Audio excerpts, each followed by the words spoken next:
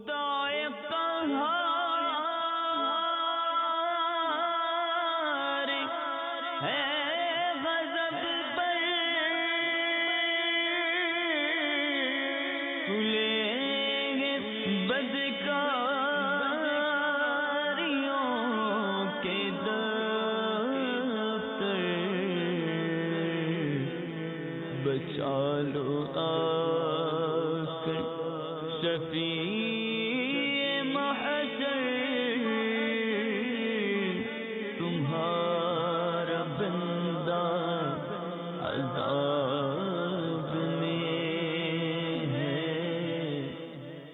الحمدللہ رب العالمین والصلاة والسلام علی سید المرسلین اما بعد فاعوذ باللہ من الشیطان الرجیم بسم اللہ الرحمن الرحیم الصلاة والسلام علیک یا رسول اللہ الصلاة والسلام علیک یا حبیب اللہ الصلاة والسلام علیک یا نبی اللہ وعلى آلک واصحابک یا نور اللہ۔ فرمان مصطفیٰ صلی اللہ تعالی علیہ وآلہ وسلم ہے، تم مجھ پر درود پاک پڑھو میں تمہاری شفاعت کروں گا۔ صلو علی الحبیب صلی اللہ تعالی علی محمد صلی اللہ تعالی علیہ وآلہ وسلم۔ میٹھے میٹھے اسلامی بھائیوں، مدنی چینل کے ناظرین، سلسلہ غضب الہی عز و جل میں آج ہمارا موضوع رشوت کا لین دین کرنا ہے۔ ایک تعداد ہے مسلمانوں کی جو رشوت لیتی بھی ہے اور دیتی بھی ہے۔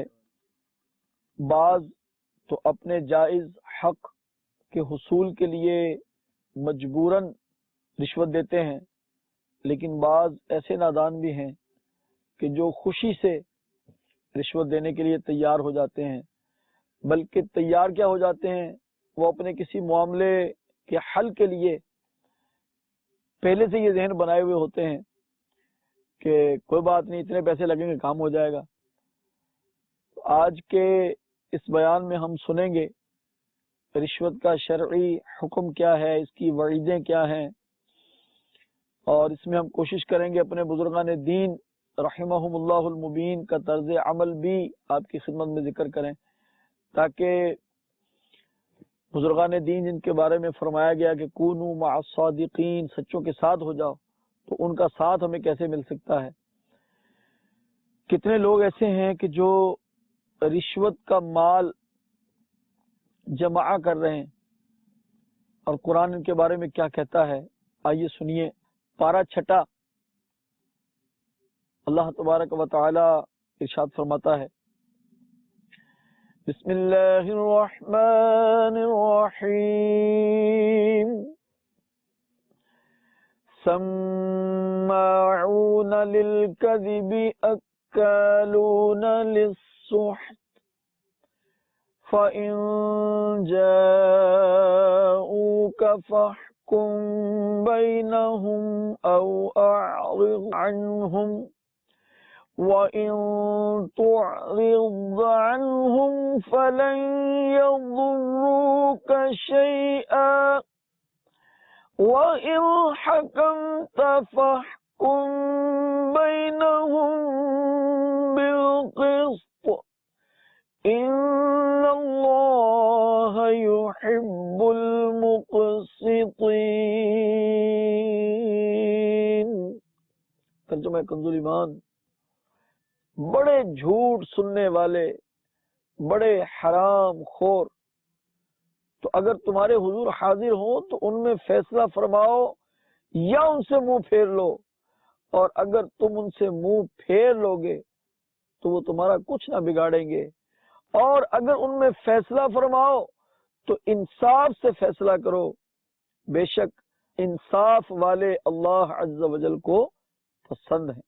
اس آیت میں جھوٹ سننے والوں سے مراد یہودی حکمران اور پادری ہیں جو رشوتیں لے کر حرام کو حلال کرتے اور شریعت کے احکام کو بدل دیتے تھے۔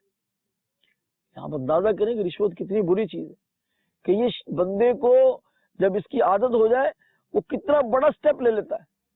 اللہ اکبر، اللہ اکبر، اللہ اکبر. رشوت کا لینا دینا یہ دونوں حرام ہیں.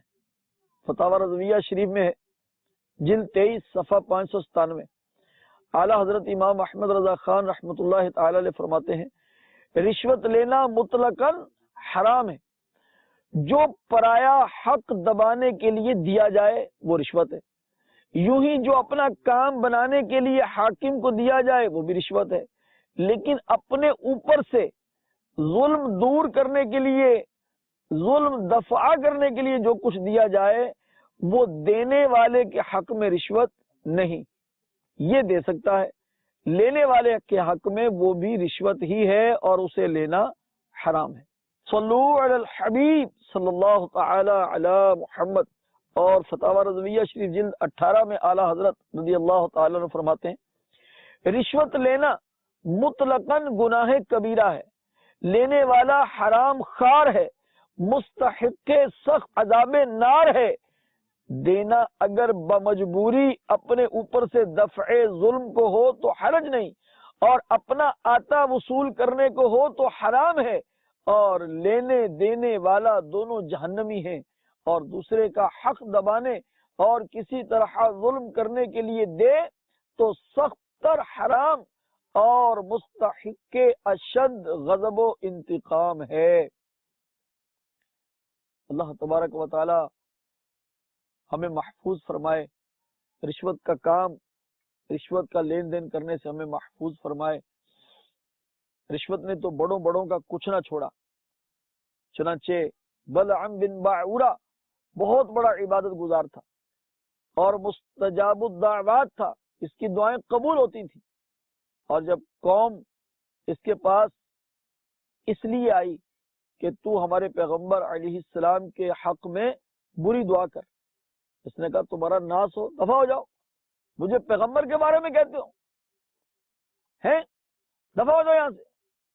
لیکن جب وہ لوگ مال لے کر آئے، عورتیں لے کر آئے کہ یہ عورتیں لے لو، یہ مال لے لو، جب رشوت کے طور پر عورتیں پیش کی، مال پیش کیا، تو اس کے منہ میں پانی آیا اور اس خبیث نے اپنی نعمتوں کو بھول گیا کہ مجھے اللہ تعالیٰ نے کیسی نعمتیں دی ہیں، جو دعا کرتا ہوں قبول ہو جاتی ہے، یہ بھی بھول گیا. اور جس پیغمبر علیہ السلام پر ایمان لانے کی برکت سے مجھے یہ مقام ملا ہے، ان کی شان بھی بھول گیا، ان کی عطا بھول گیا، اپنے نبی کی عطا بھول گیا. اللہ اکبر. اس میں اعظم جانتا تھا اتنی بڑی نعمت، اس کو بھی اس نے بھلا دیا. اس رشوت کا غلبہ ہوا اور اس لعین نے اپنے منہ سے کہا یا اللہ، یعنی یہ برے الفاظ یہ موسیٰ علیہ السلام کے لیے کہتا تھا، لیکن آگے سے اس کے منہ سے کیا نکلتا؟ میرا بیڑا غرق کر، میرا نقصان کر، میرا یوں کر دے.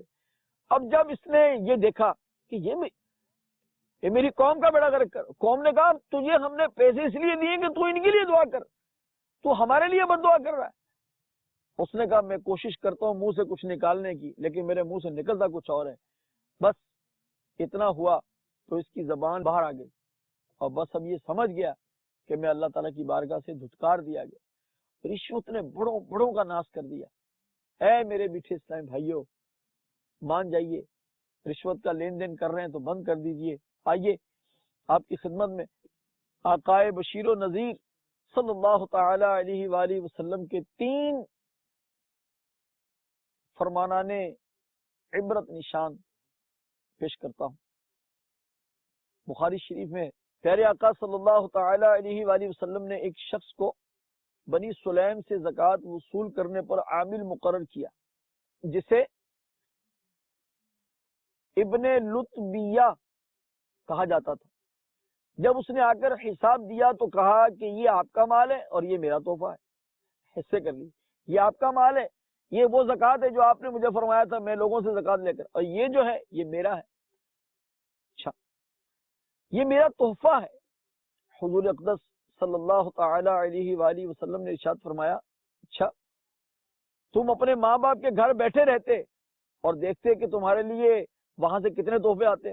پھر آپ صلی اللہ تعالی علیہ وآلہ وسلم نے ہم سے خطاب کیا اور اللہ تعالیٰ کی حمد و ثنا بیان کرنے کے بعد ارشاد فرمایا جب میں تم میں سے کسی کو کسی جگہ کا عامل بناتا ہوں جس کا اللہ تعالیٰ نے مجھے اختیار دیا ہے تو وہ میرے پاس آ کر کہتا ہے یہ آپ کا مال ہے اور یہ ہدیہ ہے جو مجھے تحفۃً دیا گیا ہے۔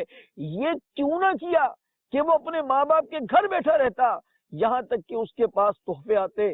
خدا کی قسم تم میں سے جو کوئی بغیر حق کے کسی چیز کو لے گا وہ اسے اٹھائے ہوئے اللہ تعالیٰ کی بارگاہ میں حاضر ہوگا۔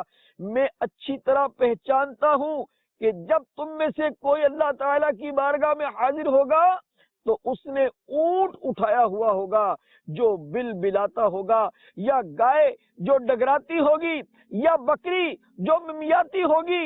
پھر آپ صلی اللہ تعالی علیہ وآلہ وسلم نے اپنا دست مبارک بلند فرمایا یہاں تک کہ بغل کی سفیدی نظر آنے لگی اور کہنے لگے اے اللہ عز و جل کیا میں نے تیرا حکم پہنچا دیا؟ معجم الاوسط میں ہے سرکار دو عالم صلی اللہ تعالی علیہ وآلہ وسلم نے ارشاد فرمایا رشوت لینے اور دینے والے دونوں جہنمی ہیں۔ جمع الجوامع میں ہے حضرت عبداللہ بن عمر رضی اللہ تعالی عنہ ارشاد فرماتے ہیں حضور پر نور صلی اللہ تعالی علیہ وآلہ وسلم نے ارشاد فرمایا جو گوشت سحت سے پلا بڑا تو آگ اس کی زیادہ حقدار ہے۔ عرض کی گئی سحت سے کیا مراد ہے؟ ارشاد فرمایا فیصلہ کرنے میں رشوت لینا۔ صلو علی الحبیب صلی اللہ تعالی علی محمد صلی اللہ تعالی علیہ وسلم۔ جس نے کوئی مال رشوت سے حاصل کیا ہو اب اس کا کیا حکم؟ اللہ کرے کہ یہ سلسلہ سن کر رشوت لینے والوں کے دل دہل جائے، ان کا ذہن بن جائے کہ مجھے رشوت کا لیا ہوا مال واپس کرنا ہے، خدا کرے یہ ذہن بن جائے۔ تو آئیے فتاوی رضویہ شریف جلد 23 میں سے پڑھ کر سنا رہا ہوں۔ جس نے کوئی مال رشوت سے حاصل کیا ہو اس پر فرض ہے کہ جس سے وہ مال لیا انہیں واپس کر دے۔ اگر وہ لوگ زندہ نہ رہے ہوں تو ان کے وارثوں کو وہ مال دے دے۔ اگر دینے والوں کا یا ان کے وارثوں کا پتہ نہ چلے تو وہ مال فقیروں پر صدقہ کر دے۔ خرید و فروخت وغیرہ میں اس مال کو لگانا حرام قطعی ہے۔ اس کے علاوہ اور کوئی طریقہ مال رشوت کے وبال سے سبکدوش ہونے کا نہیں ہے۔ اگر کچھ دن ہم نے رشوت کے مال سے موج میلہ کر لیا، موج مستی کر بھی لی تو کیا ہوگا؟ مال کیسے کمایا، کہاں خرچ کیا، بتانا تو پڑے گا، کیسے جواب دیں گے؟ اللہ اکبر۔ آئیے کچھ مزید مدنی پھول آپ کی خدمت میں پیش کرتا ہوں، کیونکہ بعض اوقات ایسا ہوتا ہے کہ لوگ یہ سمجھتے ہیں کہ رشوت شاید وہی ہے جو سرکاری محکموں میں دی جاتی اور غلط کام کرنے والے کے لیے دی جاتی، یا جو رشوت کا نام لے کر دی جاتی ہے وہی رشوت ہوتی ہے۔ حالانکہ ایسا نہیں۔ مذکورہ بالا صورتیں اور ان کے علاوہ بھی بہت سی صورتیں رشوت میں ہی داخل ہیں، خواہ رشوت کا نام لیا جائے یا نہ لیا جائے۔ ایک آدھ صورت مستثنا ہے جو پہلے ہم بیان کر چکے۔ رشوت کے بارے میں فتاوی رضویہ شریف سے ایک بہت اہم فتویٰ آپ کی خدمت میں پیش کرتا ہوں۔ میرے آقا اعلیٰ حضرت رضی اللہ تعالیٰ عنہ فرماتے ہیں جو شخص بذات خود خواہ حاکم کی طرف سے کسی طرح کا وہ مطلب با اختیار بنایا گیا ہو جس کے سبب لوگوں پر اس کا کچھ دباؤ بھی ہو، اگرچہ وہ فی نفس ہی ان پر جبر و تعدی نہ کرے، دباؤ نہ ڈالے، اگرچہ وہ کسی فیصلہ قطعی بلکہ غیر قطعی کا بھی مجاز نہ ہو، جیسے کوتوال، تھانے دار، جمع دار، دہقانیوں کے لیے زمیندار، مقدم پٹواری، یہاں تک کہ پنچایتی قوموں یا پیشوں کے لیے ان کا چودھری، ان سب کو کسی قسم کے تحفہ لینے یا دعوت خاصہ یعنی خصوصی دعوت قبول کرنے کی اصلاً اجازت نہیں، مگر 3 صورتوں میں۔ اول، اپنے افسر سے جس پر اس کا دباؤ نہیں، نہ وہاں یہ خیال کیا جاتا ہے کہ اس کی طرف سے یہ ہدیہ اور دعوت اپنے معاملات میں رعایت کرانے کے لیے ہے۔ نمبر 2، ایسے شخص سے جو اس کے اس منصب سے پہلے بھی اسے ہدیہ دیتا تھا، دعوتیں کرتا تھا، بشرطے کہ اب سے اسی مقدار پر ہے، جیسی دعوت پہلے کرتا تھا اب بھی ایسی کرتا ہے، زیادہ نہیں کی اس نے۔ مثلا پہلے ہدیہ اور دعوت میں جس قیمت کی چیز ہوتی تھی، اب اس سے گراں قیمت کی چیز، زیادہ قیمتی پرتکلف، زیادہ قیمتی تحفہ دیتا ہے، پرتکلف دعوت کرتا ہے، یا تحفوں کی تعداد بڑھ گئی ہے، یا جلد جلد تحفہ دینے لگا ہے۔ تو ان سب صورتوں میں جو زیادت ہے، جو زیادتی موجود ہے، تو اب تو یہ زیادت جو ہے یہ موجود ہے اور جواز مفقود ہے، مگر جبکہ اس شخص کا مال پہلے سے اس زیادت کے مناسب زائد ہو گیا ہو، جس سے سمجھا جائے کہ یہ زیادت اس شخص کے منصب کے سبب نہیں بلکہ اپنی ثروت بڑھنے کے باعث ہے۔ نمبر 3، اپنے قریبی محارم سے، جیسے ماں باپ، اولاد، بہن بھائی، نہ چچا، ماموں، خالہ، پھوپھی کے بیٹے، کہ یہ محارم نہیں، اگرچہ عرفاً انہیں بھی بھائی کہیں، محارم سے مطلقاً اجازت ظاہر عبارت قدوری پر ہے، ورنہ امام سغناقی نے نہایا، پھر امام محقق علی الاطلاق نے فتح القدیر میں اسے بھی صورت دوم ہی میں داخل فرمایا کہ محارم سے بھی ہدیہ اور دعوت کا قبول اسی شرط سے مشروط ہے۔ امیر اہل سنت دامت برکاتہم العالیہ نے اس بات کو فیضان سنت جلد اول آداب طعام میں بہت آسان کر کے ارشاد فرمایا ہے۔ آئیے آپ کو وہاں سے بھی کچھ پڑھ کر سناتا ہوں۔ صلو علی الحبیب صلی اللہ تعالی علی محمد۔ امیر اہل سنت نے اس کو سوالن جواباً کیا تاکہ سمجھ جلدی آئے۔ خصوصی دعوت کسے کہتے ہیں؟ خصوصی دعوت یعنی وہ دعوت جو کسی خاص فرد کے لیے رکھی جائے کہ اگر وہ آنے سے انکار کر دے تو وہ دعوت منعقد ہی نہ ہو، یہ خصوصی دعوت۔ تو اب اگر کسی نے خصوصی دعوت کی تو یہ اس کے حق میں رشوت ہو جائے گی۔ 3 صورتیں جو بیان ہوئی ان میں ایک یہ تھی کہ وہ اس منصب پہ آنے سے پہلے بھی اس کو تحفے دیتا تھا، تو اب اس کا وہ تحفہ لینا اب بھی جائز ہوگا۔ منصب پر آنے سے پہلے بھی وہ دعوتیں اس کی کرتا تھا، تو اب بھی اس کا اس کی دعوت کھا لینا جائز ہوگا۔ لیکن اگر منصب پر آنے سے پہلے اس کو تحفہ ملتا تھا 10 روپے والا، اب مل رہا ہے 50 روپے والا، تو یہ بھی ناجائز ہوگا۔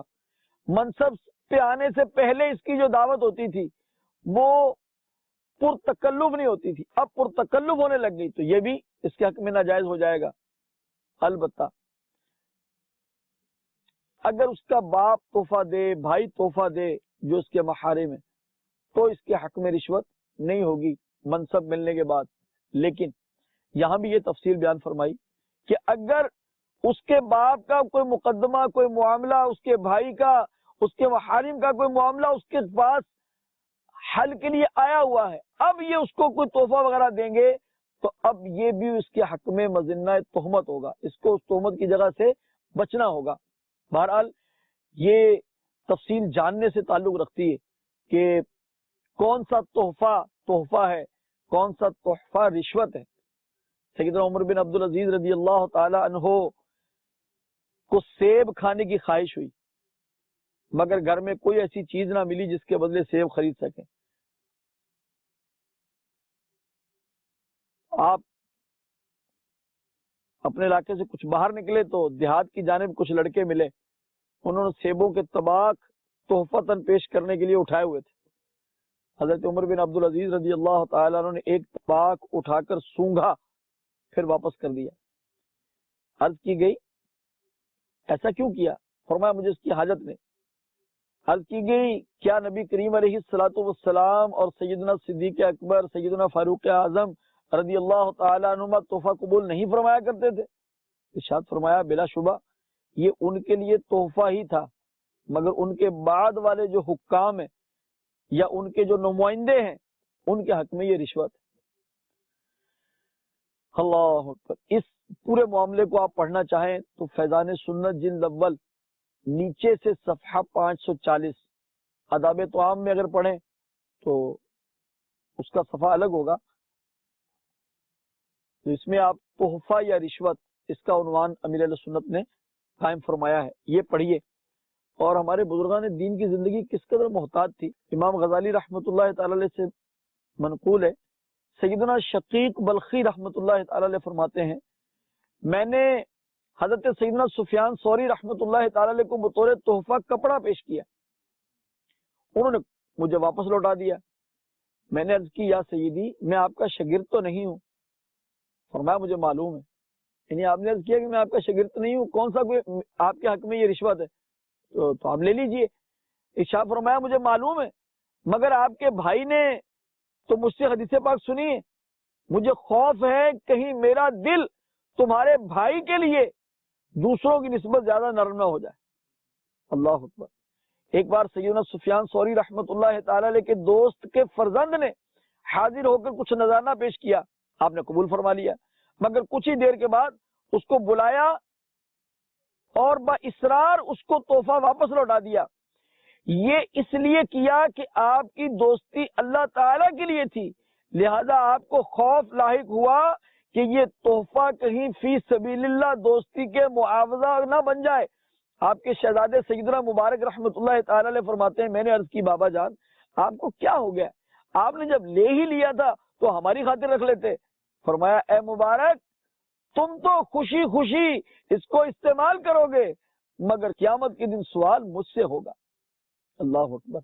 بزرگان دین تو آئے ہوئے تحفے کو لیتے ہوئے بھی ڈریں کہ میرے حق میں رشوت نہ ہو جائے، اور مسلمان دیدہ دانستہ جان بوجھ کر نظر آتے ہوئے علم ہوتے ہوئے کہ یہ میرے حق میں رشوت اور رشوت لے. اللہ اکبر. کیا بنے گا ان کا. اللہ تبارک و تعالی ایسوں کو ہدایت عطا فرمائے، ایسوں کی کثرت نہ کرے. اللہ تبارک و تعالی جو لوگ اس طرح چل رہے ہیں ان کو ہدایت عطا فرمائے. ڈر جائیے میرے پیارے اسلامی بھائیوں، خوف زدہ ہو جائیے. خدا نہ خواستہ رشوت کا مال لے کر گھر پہنچے، آگے اگر پتہ چلا بچے کو چوٹ آ گئی، 10,000 رشوت لے کر گئے تھے، 20,000 اس کے علاج پر لگ گیا، کیا کرو گے؟ چلے نقصان نہ بھی ہوا، پوری عمر رشوت لی، پوری عمر ایک بھی تنکے کا نقصان نہ ہوا، تو کیا یہ اللہ تبارک و تعالیٰ کی طرف سے رضامندی کا اظہار ہے؟ اس کی خفیہ تدبیر ہمارے بارے میں کیا ہے ہم نہیں جانتے، لیکن جو پڑھا ہے کتابوں میں وہ یہی ہے کہ اللہ تعالیٰ برے بندے کی رسی ڈھیلی کرتا ہے. ایک دن تو میری گرفت میں آئے گا اور پھر چلے گئے دنیا سے. تو آگے انجام کیا ہے؟ جس سے پاک میں آتا ہے، مفہوم ہے کہ جو جسم حرام سے پلا بڑا وہ جہنم کی آگ کے لائق ہے. اور جہنم کی آگ کتنی سخت ہے. میرے آقا کریم صلی اللہ علیہ وسلم کی بارگاہ میں جبریل امین علیہ السلام حاضر ہوئے. ارشاد فرمایا جبریل جہنم کے بارے میں کچھ بتاؤ. عرض کی آقا اگر جہنم کو سوئی کے ناکے کے برابر کھول دیا جائے تو روئے زمین پر سے سبزہ ختم ہو جائے اور کبھی اس پہ سبزہ نہ ہوگے. اتنی اس کی بدبو ہے، اتنی اس کی تپش ہے. اللہ اکبر. وہ جہنم جو اس قدر سخت ہے اس کے اندر کودنے کا، چھلانگ لگانے کا ہم پروگرام کیوں بنا رہے ہیں؟ ہم اپنے آپ کو کیوں اس طرف جھونک رہے ہیں؟ نفس یہ کیا ظلم ہے؟ جب دیکھو تازہ جرم ہے، اس تنے بے جاں پہ اتنا بوجھ بھاری. واہ واہ. کیا کرتے ہو میرے میٹھے اسلام بھائیو؟ آ جاؤ اپنی کمزوری کا احساس کرو. اللہ تبارک و تعالیٰ کی جباری و قہاری سے لرز جاؤ، لرزاں و ترساں رہو. ہمارے بزرگان دین حلال کھاتے ہوئے بھی اللہ تعالیٰ کی بارگاہ میں ڈرتے تھے کہ اس کا حساب ہوگا. اور امتی اور ہم ان کے علماء کے اولیاء کرام کے غلام حرام کھاتے ہوئے نہ ڈریں. الامان والحفیظ. خدا ایسے لمحے سے ہمیں بچائے. مدنی چینل دیکھتے رہیے اور جلدی جلدی توبہ کر لیجئے کہ توبہ سارے گناہوں کو مٹا دیتی ہے. ایسا مال جو ہمارے پاس ہو وہ ہمارا نہیں، لوٹا دیجئے. حلال کی طرف آ جائیے. اللہ تعالیٰ اپنے خزانوں سے اتنا دے گا سمجھ بھی نہیں آئے گی. آمین بجاہ النبی الامین صلی اللہ تعالی علیہ وسلم. صلو علی الحبیب صلی اللہ تعالی علی محمد صلی اللہ تعالی علیہ وسلم. خدائے قہار ہے غضب پر کھلیں گے بدکاریوں کے دفتر. بچا لو